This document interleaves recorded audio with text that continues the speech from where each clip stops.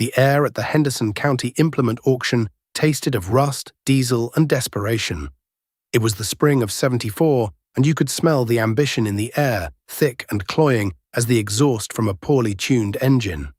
Men who had spent their lives with their hands in the dirt now stood with their hands in their pockets, clutching checkbooks, their eyes fixed on the gleaming red beast on the auction block. An International Harvester 1066, brand new, with the plastic still on the seat. Its paint was so deep you felt you could fall into it.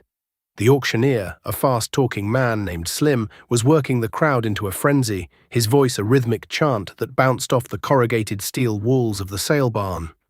I stood at the back, leaning against a stack of worn-out tractor tires, my arms crossed over my chest. My name is Jacob Miller, and I wasn't there to buy. I couldn't. My farm, the 240 acres my great-grandfather broke with a team of mules, was mine, free and clear. But the machinery that worked it was a collection of ghosts. My main horse was a 1952 John Deere Model G, a two-cylinder brute my father had bought used in '58. It didn't roar. It coughed and barked, a rhythmic pop-pop-pop that was the heartbeat of my farm. For harvest, I relied on an old John Deere 25 pull-behind combine, a clattering, rattling contraption that most men my age would have laughed at. To them, it was a thresher, a relic. To me, it was the tool that put food on my family's table. 21,000. Do I hear 21.5? $21,000 for this beautiful piece of red power. It'll pull a 5-bottom plow through clay like a hot knife through butter, boys. Slim's voice cracked with excitement. A hand shot up in the front row.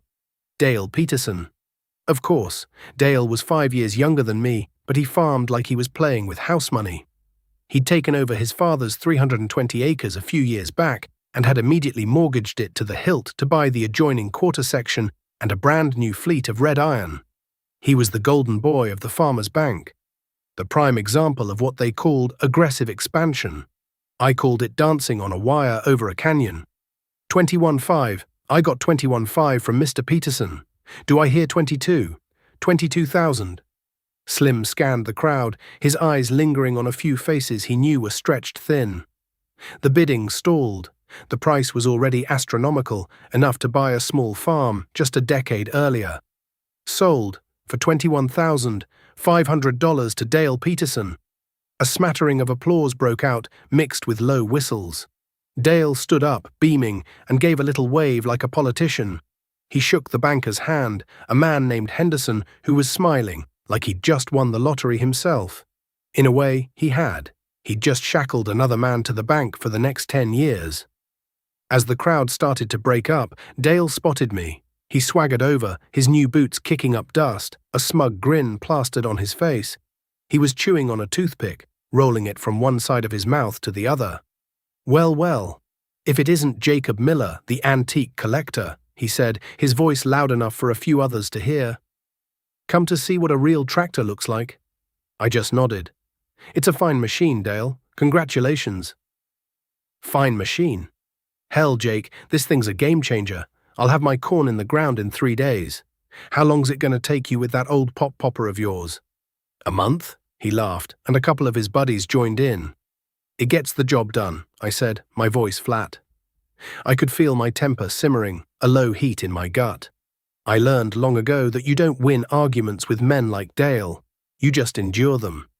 Getting the job done isn't enough anymore, he said, leaning in closer, his voice dropping to a conspiratorial whisper. This is the big leagues now. You gotta spend money to make money. Henderson at the bank, he gets it. He told me himself. Guys like you clinging to that old junk, you're a dying breed. You'll be dust in a year, Miller. Washed up. You can't compete with this kind of horsepower. He slapped the massive rear tire of his new 1066, the sound echoing in the barn. I looked from his new tractor, a monument to debt, to his smiling face, and then past him to the worried faces of other farmers who were wondering how they'd keep up. They were all chasing the same dream, fueled by easy credit and the promise of ever-rising prices. I thought of my father, a man who feared the bank more than he feared God. He'd seen the Depression wipe out half the farms in this county, farms run by good men who'd overextended themselves. His words were burned into my memory. Debt is a wolf that's always at your door, son, he'd told me 100 times. Even when you can't see it, it's there, smelling your sweat, waiting for you to stumble. I looked Dale in the eye. I wish you luck with it, I said, and turned to walk away. His laughter followed me out into the bright, unforgiving sunlight. As I drove my old Ford pickup down the gravel road back to my farm, the dust swirling behind me, his words echoed in my head. A dying breed. Maybe he was right. Every instinct I had, everything my father had taught me, screamed that this boom was a house of cards. But every bank, every farm journal, every fast-talking salesman was singing the same song. Get big or get out. Before we go any further, I want to ask you all something. Have you ever had to choose between taking on a big debt for something new and shiny, or sticking with the old and reliable that you owned outright? It wasn't just about tractors, it was a way of life. Let me know down in the comments what you would have done in my shoes back in '74. It was a choice that defined a generation of farmers, and the consequences would ripple through our lives for decades to come. The spring of '74 turned mean right after that auction. A cold, wet spell settled over the county, keeping everyone out of the fields. The ground was a sodden mess, and the waiting gnawed at every farmer's nerves. For men like Dale Peterson, with a brand new tractor payment due on the first of the month, whether it rained or shined, the waiting was pure agony. For me, it was just waiting. My machines were paid for. They didn't care if they sat in the shed for another week or another month. When the sun finally broke through and a steady wind began to dry the topsoil, the race was on. All over the county, you could hear the roar of modern diesel engines from dawn till dusk. I watched Dale's 1066 from my fence row, a red speck moving impossibly fast across the horizon, pulling a 6-row planter. He was covering 100 acres a day. It was time for me to get to work. I walked into my barn, the air cool and smelling of earth and old oil. My John Deere G stood there, silent and patient. I climbed onto the steel seat, worn smooth by my father's overalls and mine. I checked the fuel, a little petcock under the tank. I pulled the choke. I twisted the key. Nothing. Just a dull, heavy click. I tried again. Click. My heart sank. I wasn't a stranger to this. Old iron has a soul, and sometimes that soul is stubborn. I got off, opened my toolbox and pulled a heavy wrench. I gave the starter a solid whack, an old farmer's trick, tried the key again. Click. The problem was deeper. I spent the next hour checking the simple things, the battery cables, the connections. Everything was tight. It had to be the starter itself, or worse, something in the wiring harness that was as old as the tractor. As the sun climbed higher in the sky, a knot of cold dread formed in my stomach. Dale was probably halfway done with his planting, and I hadn't even gotten my engine to turn over. I spent the rest of the day with my head buried in that engine compartment. I pulled the starter, a heavy, grease-caked cylinder of black iron. I laid it on my workbench, a massive slab of oak my grandfather had built. The light from the single bare bulb hanging from the rafters cast long shadows as I carefully disassembled it. The brushes were worn down to almost nothing. The armature was scored, it was shot. A new starter for a '52 Model G wasn't something you could pick up at the local parts store. The dealer would have to order it, and it would cost a fortune. Money I didn't have to spare. There was only one other option: Gus's salvage yard. Gus's was less of a yard and more of a graveyard, a final resting place for the machines that had built this county. Tractors, combines, and plows from half a century ago sat in silent, rusting rows, slowly being consumed by weeds and weather. Gus himself was as old and weathered as his inventory. He lived in a small shack in the middle of it all, a cloud of pipe smoke perpetually hanging around his head. I drove the hour to his place the next morning, the dead starter riding on the passenger seat of my truck like a corpse. Gus was sitting on his porch, whittling a piece of wood. "Starter on the old G finally give up the ghost, Jake?" he asked without even looking up. He knew the sound of every farmer's truck in the county. "She's dead, Gus. Brushes are gone and the armature's chewed up." He grunted, finally looking at me over the top of his glasses. "Figured it was about time. Your daddy put that starter on back in '63, got a good 20 years out of it." He spat a stream of tobacco juice into the dirt. Come on, I think I got one off a 51 that blew a piston. We walked back into the iron maze. He led me straight to a derelict Model G that was listing to one side, its tires long since rotted away. It was covered in vines, but Gus knew exactly where to look. It took us half an hour with a breaker bar and a can of penetrating oil. Our knuckles getting scraped and bruised, but we finally wrestled the starter free. It was just as greasy and heavy as mine, but Gus swore it was good. $50, he said, wiping his hands on an oily rag. I paid him the cash. It was a lot of money for me, but a fraction of what a new one would have cost. As I was leaving, Gus put a hand on my shoulder. His grip was surprisingly strong. Heard Dale Peterson's been running his mouth about your equipment, he said, his voice low. Don't you pay him no mind. That boy's building his house on a foundation of banknotes. A stiff wind comes along, it's all gonna fall down. You're building on bedrock, it's slower, but it's solid. I just nodded, thanked him, and left. His words were a small comfort, but they didn't change the fact that I was now 2 days behind. Back at the farm, I cleaned up the salvage starter, filed the connection smooth, and bolted it into place. The moment of truth. I climbed back onto that familiar steel seat, took a deep breath, and turned the key. The starter groaned, then spun. The big flywheel began to turn, slow at first, then faster. Whoosh, whoosh, whoosh. And then, with a mighty bark that shook the whole barn, the two-cylinder engine fired to life. Pop, pop, pop, pop. The sound was music to my ears, a greasy, smoke-belching, beautiful symphony. I let it warm up, the rhythmic popping echoing off the weathered barn wood, a sound that connected me directly to my father and his father before him.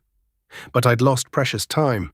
While I was wrenching, Dale had finished his corn and had moved on to planting his beans. I saw him on the road later that day as I was heading to my first field. He was in his shiny new pickup, and he slowed down as I chugged along on the G, pulling my old 4-row planter. He didn't wave, he just laid on the horn, a long mocking blast that said everything he needed to. You're too late. You've already lost. At the co-op a few days later, the talk confirmed it. I was getting my seed in the ground, but I was the last one in the county to do so. I walked in to get a bag of seed corn, and the conversation among a group of farmers by the counter stopped dead. Then one of them, a man named Bill, spoke up, a little too loudly. Heard you had some trouble, Jake. That old deer finally quit on you. Just the starter, I said, trying to keep my voice even. She's running fine now. Yeah, but you're a week late, another one chimed in. That's going to cost you at harvest time. You know Henderson at the bank is offering operating loans at 6%. You could get yourself a decent used tractor, something from the last decade at least. I just paid for my seed and walked out. The community wasn't just watching me, they were judging me. In their eyes, my caution was foolishness, my self-reliance was stubborn pride. Dale Peterson was the future, and I was a relic of the past, as rusty and outdated as the machinery I ran. My wife, Sarah, saw the strain on my face every night when I came in from the field long after dark, covered in grease and dirt. She was a strong woman, raised on a farm herself, but I could see the worry in her eyes. We had 2 kids to feed. My way was harder, slower, and right then it felt dangerously uncertain. That spring, a dry spell hit right after I finished planting. The seed sat in the cool, dry dirt, struggling to germinate. The crops of the farmers who had planted earlier into the moisture were already up, neat green rows stretching to the horizon. My fields remained stubbornly brown. The wolf my father had warned me about wasn't just debt. It was doubt, and it was at my door. The years that followed were a blur of hard work and tight margins. The late planting in '74 hurt my yield, just as everyone predicted. But I scraped by. I paid my bills, kept food on the table, and slowly, painstakingly, built up a tiny cushion of savings. I did it by working harder than anyone else. When a part broke, I didn't call a dealer. I fixed it myself, often working late into the night by the light of a single bulb in the barn, my hands raw and bleeding. I learned the guts of every machine I owned, every gear, every bearing, every quirk. My old John Deere 25 combine was a nightmare of belts and chains, and every harvest felt like a battle to keep it running. But it was mine. It didn't send a bill to the bank every month. Meanwhile, the world of farming was going crazy. By 1978, the boom was in full swing. Grain prices were sky-high, driven by massive sales to the Soviet Union. Land values doubled, then tripled. It seemed like the good times would never end. And at the center of it all was Dale Peterson. Dale had become a local legend. He used the boom and the bank's bottomless appetite for lending to expand his empire. He bought the 2 farms bordering his property, pushing his operation to over 1,000 acres.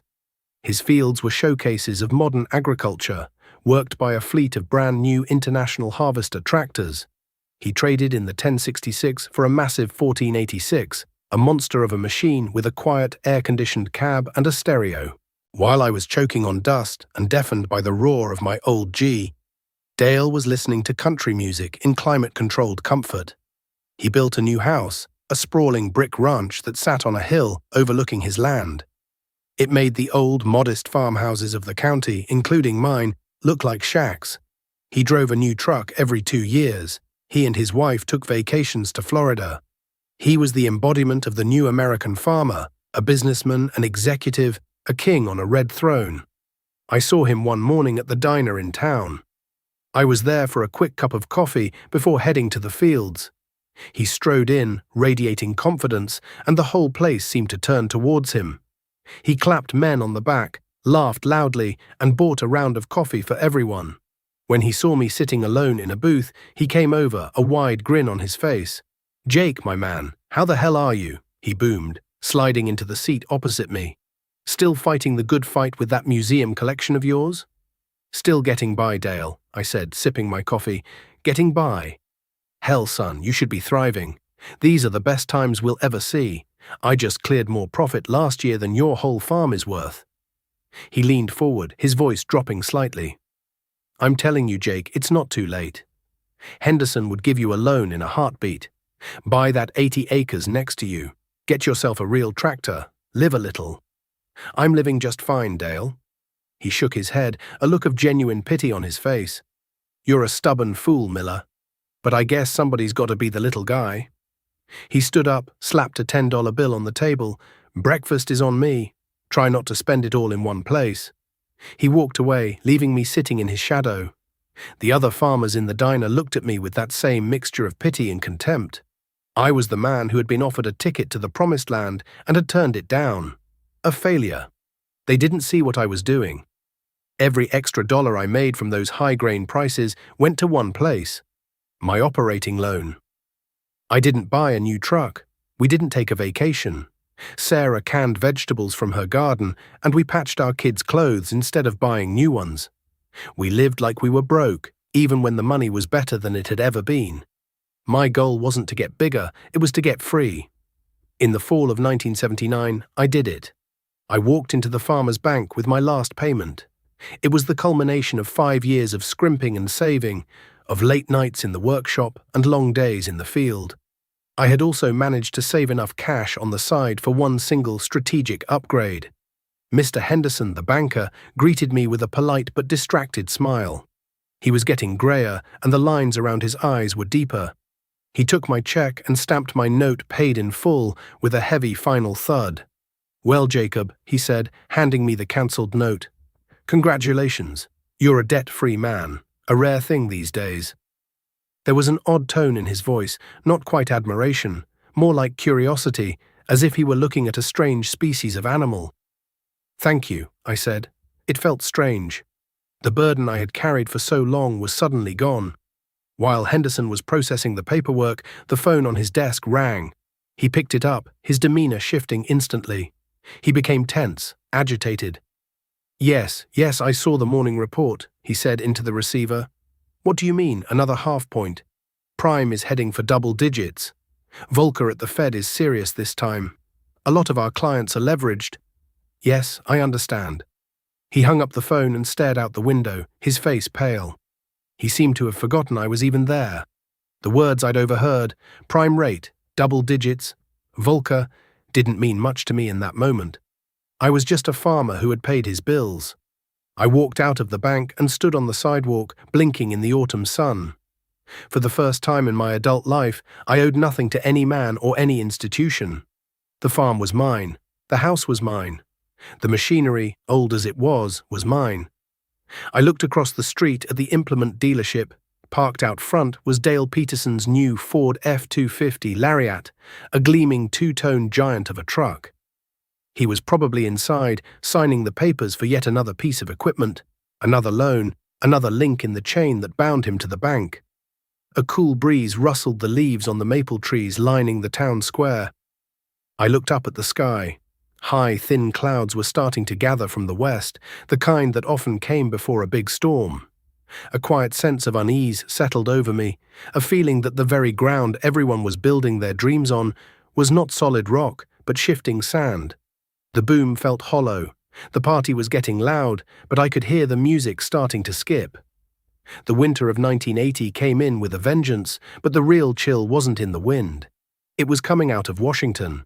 The radio in my barn, usually tuned to country music, was now filled with grim-faced commentators talking about the Soviet invasion of Afghanistan and President Carter's response, a full-blown grain embargo. The price of corn, which had been the foundation of everyone's prosperity, fell like a stone dropping down a well. At the same time, that man at the Federal Reserve, Volcker, kept cranking up interest rates to fight inflation. It was a brutal 1-2 punch aimed at the nation's economy, but it felt like both fists landed squarely on the jaw of the American farmer. The change was palpable. The easy confidence that had filled the diner and the co-op evaporated, replaced by a low, constant hum of anxiety. Men who had been talking about buying more land a year ago were now whispering about how to restructure their loans. I saw Mr. Henderson, the banker, at the post office one day. He looked 10 years older, his suit rumpled, his eyes darting around nervously as if he expected a posse of angry farmers to jump out at him at any moment. The easy credit that had flowed like a river was now drying up, leaving men like Dale Peterson stranded on the mudflats. The first real sign of trouble for Dale came that spring. The weather broke early, a beautiful stretch of warm, dry days in April. It was a perfect planting window, a gift from God. But Dale's land sat empty. His massive 1486 tractor, the pride of his fleet, sat silent in his machine shed. I heard the story at the parts counter. The torque amplifier had gone out. It was a complex, hydraulically actuated planetary gear set buried deep in the transmission housing. Not something a farmer could fix with a wrench and a hammer. It required a specialist from the dealership, a man who charged $75 an hour from the moment he left the shop. They had to split the tractor in two, right in the middle of Dale's pristine concrete floor. The parts weren't in stock. They had to be ordered from the regional warehouse in Des Moines. The bill, I heard, was going to be north of $5,000. And every day that tractor sat in pieces, Dale was losing the best planting window he'd see all year. I was out in my fields, chugging along on my old G. The rhythmic pop-pop-pop was a comforting sound in a world that was suddenly filled with uncertainty. I pulled my old 4-row planter, the same one my father had used. I wasn't setting any speed records, but I was moving. Every evening, I'd clean the planter boxes, grease the chains, and check the oil. My hands were stained with grease, my face caked with dust. But the work was honest, and the progress was real. I was putting seed in the ground. One afternoon, I was working a field that bordered Dale's property. Across the fence, his land lay black and fallow. The silence was unnerving. Then I saw him, standing by the fence row, just watching me. I throttled the G down to an idle and climbed off. The popping softened to a gentle, steady beat. He looked terrible. His face was pale and drawn, and he hadn't shaved in a few days. The smug confidence was gone, replaced by a hollow-eyed exhaustion. "Torque amplifier," he said before I could even ask. He kicked at a clump of dirt. $5,000 and a week of perfect weather down the drain. The mechanic says maybe tomorrow, if the parts come in. "That's tough, Dale," I said. It was all I could think of to say. There was no satisfaction in seeing him like this. It was like watching a thoroughbred racehorse pull up lame. "Tough?" He let out a short, bitter laugh. "Tough is the call I got from Henderson this morning. Prime rates at 18%. My operating note for this year just went up by $30,000. 30 grand. Poof. Gone. Just in interest." He looked at my old tractor, at the simple mechanical seed boxes on my planter. "You know what it costs to fix that thing when it breaks, Jake." "Depends what breaks," I said. "Last year the water pump went out. Cost me $40 for a rebuild kit and a Saturday afternoon." He just shook his head slowly, a look of dawning horror on his face. $40, he repeated, his voice barely a whisper. "My oil filter costs more than that." He stared out at his empty fields, then back at my neat, newly planted rows. He was a general with a modern army, but his tanks had run out of fuel and his supply lines were cut. I was a guerrilla fighter with an old rifle, but I knew the terrain and I lived off the land. For the first time, I think he understood the difference. "You were right," he said, so quietly I almost didn't hear him. "Your old man, my old man, they knew. They knew this was all a gamble." He turned and walked back toward his big, empty brick house on the hill, his shoulders slumped in defeat. I watched him go, then climbed back on my tractor. The sun was getting low and I still had work to do. The steady pop, pop, pop of the engine felt less like a sound of antiquity and more like a heartbeat. Strong, steady, and reliable. It was the sound of survival. The crisis, when it fully hit, wasn't a sudden crash. It was a slow, grinding sickness that settled over the heartland and squeezed the life out of it. By 1982, the interest rates had peaked at over 20%, and corn was selling for less than $2 a bushel. You couldn't cover your costs, let alone make a payment on a loan. The very land that was supposed to be our ultimate security became an anchor, dragging us down. Its value had collapsed, wiping out the equity that banks had been so eager to lend against. The phone started ringing in farmhouses all over the county, the calls coming from grim-faced loan officers at the farmers' bank. The friendly smiles were gone, the talk was no longer about expansion, it was about liquidation. Farm auction notices began to appear in the local paper like obituaries. Every Saturday, another family saw their life's work, sometimes generations of it, sold off piece by piece on their own front lawn. These weren't the hopeful, ambitious auctions of the 70s. The mood was somber, funereal. Neighbors bought tools and equipment for pennies on the dollar, not out of greed, but to help a friend get a little cash to start over. It was a plague, and none of us knew who would be next. I was insulated, but not immune. The low prices hurt. My income was a fraction of what it had been, but my expenses were also a fraction of everyone else's. My biggest bill was for fuel and seed. I had no debt payments, no $5,000 repair bills. Sarah and I pulled our belts tighter, planted a bigger garden, and did without. We survived. We watched our neighbors drown, and we survived. The inevitable notice for Dale Peterson's auction appeared in the paper in the fall of '83. It was a full-page ad, a testament to the scale of his collapse. "Complete liquidation," it read. 1,060 acres of prime farmland. A 4-bedroom brick home, and a full line of late-model International Harvester equipment. The list of machinery went on for half a column. It was the most modern, powerful fleet in the county, a monument to a dream that had turned into a nightmare. I went to the auction. I felt like I had to. The crowd was huge, drawn by the spectacle and the tragedy. It was held on his farm, in the shadow of the big brick house he'd been so proud of. The auctioneer wasn't Slim, the fast talker from years ago. This was a different man, a professional liquidator sent by the bank. His voice had no joy, no energy. It was the flat, monotone voice of an undertaker. Dale's equipment was lined up in perfect, gleaming red rows. The 1486, its transmission now fully repaired, stood beside an even bigger articulated 4-wheel drive Steiger. There were 2 huge combines, planters, discs, plows, enough iron to farm a small kingdom. But the crowd was quiet. There was no bidding frenzy. The only people making serious offers were other liquidators and a few out-of-state mega-farmers looking for bargains. Local farmers stood with their hands in their pockets, their faces grim. No one had the money or the credit to buy this stuff.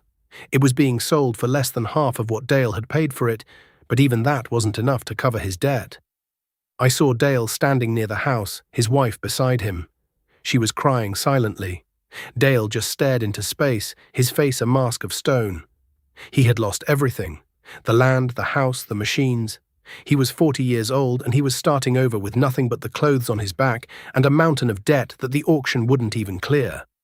Mr. Henderson, the banker, was there too, looking haggard and grim, overseeing the dismantling of the very empire he had financed. He wouldn't meet anyone's eye. My turn came late in the day. They were selling off the old tools and miscellaneous items from the back of the shed. Tucked away in a corner, covered in dust, was an old John Deere 25 pull-behind combine. It was identical to mine. It had probably belonged to his father, and Dale had just kept it, a forgotten relic from a simpler time. The auctioneer started the bidding. "What am I bid for this old Thresher, boys?" "Good for scrap iron, maybe. Who'll give me $50? Silence. No one wanted it. It was a joke, a piece of junk. $100, I said, my voice clear and steady. The auctioneer looked at me, surprised. A few heads turned. "I got 100 from Jacob Miller. Do I hear 150? Silence. "Sold for $100 to Jacob Miller." I paid the clerk and made arrangements to pick it up later. As I was walking back to my truck, Dale saw me. He came over, his steps heavy. "What in God's name did you buy that for?" he asked, his voice rough. "Spare parts," I said. "For mine." He looked at me and for the first time, something broke through the stony mask. His eyes filled with a kind of bewildered understanding. "Spare parts," he repeated. He knew exactly what I meant. While his $1 million fleet was being hauled away on flatbed trucks, my $100 machine was the one that was still working, still bringing in a crop, still providing. It was the tortoise crossing the finish line long after the hare had collapsed from exhaustion. I drove home as the sun set, the sky streaked with orange and purple. The air was getting cold. I passed farm after farm, some dark and empty, their owners gone. But my lights were on, smoke curled from my chimney. I was still here. My father's words echoed in my mind. "Debt is a wolf," he'd said. The wolf had come, and it had devoured a generation. But my door was locked. My house was built on bedrock. The years after the crash were quiet and lean. The county bore the scars of the crisis like a man who had survived a terrible war. Empty farmhouses stood like ghosts on the landscape, their windows boarded up, their barns collapsing. The get big or get out philosophy was dead. The new mantra was survival. And slowly people started looking at me differently. The men who had pitied me or called me a fool now stopped by my workshop. They'd bring over a broken part from an old piece of equipment they'd dragged out of the weeds, something they now had to rely on because their newer machine was repossessed or too expensive to fix. "Hey Jake," they'd say, holding up a cracked casting or a worn-out gear. "You think you can weld this? I can't afford a new one." And I'd always say, "Let's take a look." I'd fire up my old Lincoln arc welder, the same one my father bought in the 50s, and I'd spend an hour fixing what was broken. I never charged them much, sometimes just a handshake or a few bushels of beans come harvest. We were all in it together now. My stubborn self-reliance had become a community resource. My museum of old iron was now a library of practical knowledge. I did well in those years, not because I was making a lot of money, but because I was keeping what I made. With my farm paid for and my equipment owned outright, I had cash when no one else did. When the farm that bordered my southern fence line came up for sale, a foreclosure, I went to the bank. Mr. Henderson was still there, a much humbler man now. I didn't ask for a loan. I made a cash offer, a low one, but it was the only offer he had. He took it. Just like that, I owned another 80 acres, free and clear. I hadn't gone into debt to do it. I had done it with the saved profits from my old, slow, reliable way of farming. A few months after that, I was driving past what used to be the Peterson place. It had been bought by an investment company from Chicago. The big brick house was empty, a for sale sign in the yard, but someone was working in the fields. I pulled over. It was Dale. He was driving an old Ford 8N tractor, a tiny thing pulling a two-bottom plow. He was working for the new owners, a hired hand on the very land he used to rule. I got out of my truck and walked over. He saw me coming and shut the tractor off. He looked older, thinner, but the haunted look was gone from his eyes. It had been replaced by a kind of weary peace. "Jake," he said, nodding. "Dale, good to see you working." "It's a living," he said, wiping sweat from his brow with the back of a greasy hand. "They pay me by the hour." No stress, no bank payments. When this thing breaks, he patted the faded blue hood of the Ford. It's their problem, not mine. There's a certain freedom in that, you know? We stood there for a minute in silence, two farmers who had taken opposite paths and had ended up in this strange place. Listen, Dale, I said, the words coming slow. I bought the old Johnson 80 south of me. The ground's pretty good, but I could use some help working it. It's more than I can handle alone with my old equipment. It wasn't entirely true, but it was true enough. I can't pay much, but I'll lease it to you. A crop share deal. You run it like it's your own. We'll split the profit, 70-30 in your favor. You can use my equipment until you get on your feet. He stared at me, his mouth slightly open. He was a proud man, and I was offering him what looked like charity, but it wasn't. It was a chance. It was a neighbor helping a neighbor. It was the old way. Tears welled up in his eyes. He quickly wiped them away. Why, Jake, after all the crap I gave you? Because this land is hard enough without us being hard on each other, I said. Besides, you know how to farm. You just forgot what your daddy taught you. It's time to remember. He took the deal. For the next few years, Dale and I farmed side by side. He used my old G, and I used a slightly newer but still ancient John Deere 720 I'd bought for cash. We helped each other during planting and harvest. He was a good farmer, a hard worker, once you stripped away the ambition and the debt. He never got big again, but he made a decent living. He and his wife moved into a small rental house in town. They were happier than I'd ever seen them. My own kids grew up in the shadow of that crisis. My son, Ben, loved the farm. He loved the smell of diesel and dirt, the feel of a wrench in his hand. When he was 16, I found him in the barn one evening, staring at the old John Deere G. You know, Dad, he said, all my friends, their dads have tractors with cabs and air conditioning. Why do we still have this old thing? I walked over and put my hand on the big flywheel. It was cool to the touch. Let me tell you a story, I said, and I told him everything. I told him about the auction in '74, about Dale Peterson's shiny red 1066, and his words about me being a dying breed. I told him about the starter failing, about Gus's salvage yard, and about the $5,000 repair bill on Dale's new tractor.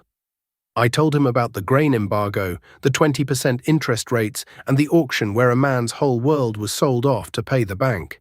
This tractor, I said, slapping the green hood, is the reason we're still standing here in this barn. It doesn't have a radio, it doesn't have air conditioning, but it has one thing that all those new tractors didn't, a paid-in-full title. It taught me that the goal isn't to be the biggest, the goal is to be the last one standing. This old popper doesn't represent poverty, son, it represents freedom. He was quiet for a long time, just looking at the old machine, seeing it not as a relic, but as a survivor, a champion. I'm an old man myself now. Ben runs the farm. He's added a few more acres over the years, always paying cash. He's bought some newer equipment, good used stuff he can afford and fix himself. But he never sold the G. It sits in the front of the machine shed, polished and clean. Every once in a while, on a clear spring morning, he'll fire it up to take a load of seed out to the field just to hear it run. And sometimes I'll sit on the porch and listen. The sound carries across the fields that same rhythmic two-cylinder beat. Pop, pop, pop, pop. It's more than just an engine. It's the heartbeat of this farm. It's the sound of my father's wisdom, of my own survival, and of my son's future. It's the sound of bedrock.